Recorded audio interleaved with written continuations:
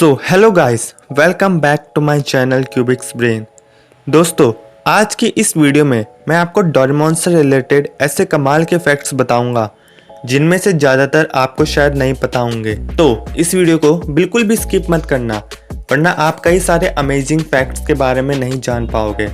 तो बिना देर करे वीडियो स्टार्ट करते हैं।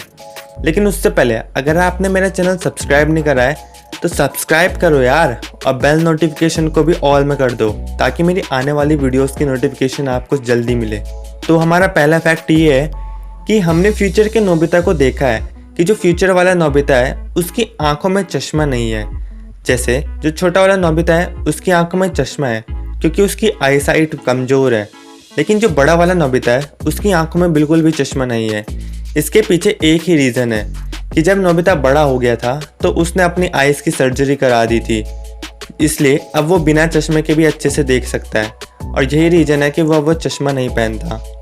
तो दोस्तों, आपको नोबिता के स्कूल के जो पीछे वाली पहाड़ी है उसका नाम पता है? असल में जो नोबिता के स्कूल के पीछे वाली पहाड़ी है उसको जापानीज़ में उरायामा कहते हैं। और दोस्तों, ज़रा इस फोटो को ध्यान से देखो। इस फोटो में इस पहाड़ी के टॉप पर एक बड़ा सा पेड़ है, लेकिन ये पेड़ पहले इस पहाड़ी में नहीं था। असल में ये वही पेड़ है जो पहले नोबिता के स्कूल में लगा था, लेकिन जब इस पेड़ को काटने की बात चली थी तब नोबिता और डोरेमोन इस पेड़ को वहाँ से ले जाकर पहाड़ी के टॉप में ले गए और वहाँ जाकर इसे लगा दिया। तब से ये पेड़ वहीं पर है। तो दोस्तों, जो तीसरा फैक्ट है वो वाकई में बहुत ही कमाल का है। अब दोस्तों, अगर आपने डोरेमोन का पहला एपिसोड देखा होगा तो आपको याद होगा कि इस एपिसोड में एक मिस्टीरियस कैरेक्टर दिखाया गया था। जो डोरेमोन का जो पहला एपिसोड था उसका नाम था हम एक नया शहर बनाएंगे।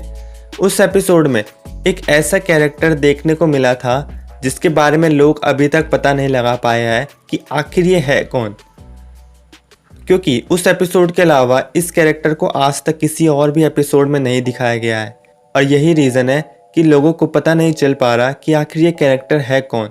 तो फोटो को जरा ध्यान से देखो। ये कैरेक्टर जियान, सुनियो, शिजुका, नोबिता, डोरेमोन के साथ बहुत ही फ्रेंडली सा दिखता है, मतलब कि जैसे ये इनका कोई खास दोस्त होगा। तो दोस्तों, इसके दो रीज़न हो सकते हैं।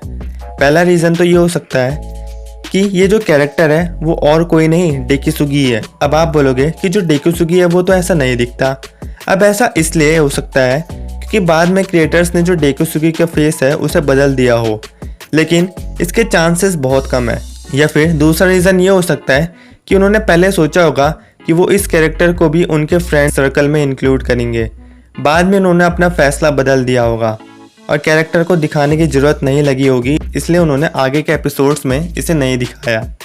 तो दोस्तों, ये बात मैं आपको पहले ही बता चुका हूँ कि जो डोरेमोन सीरीज़ है उसके 3 वर्जन निकल चुके हैं। एक तो 1973 वर्जन, एक 1979 वर्जन और एक 2005 वर्जन।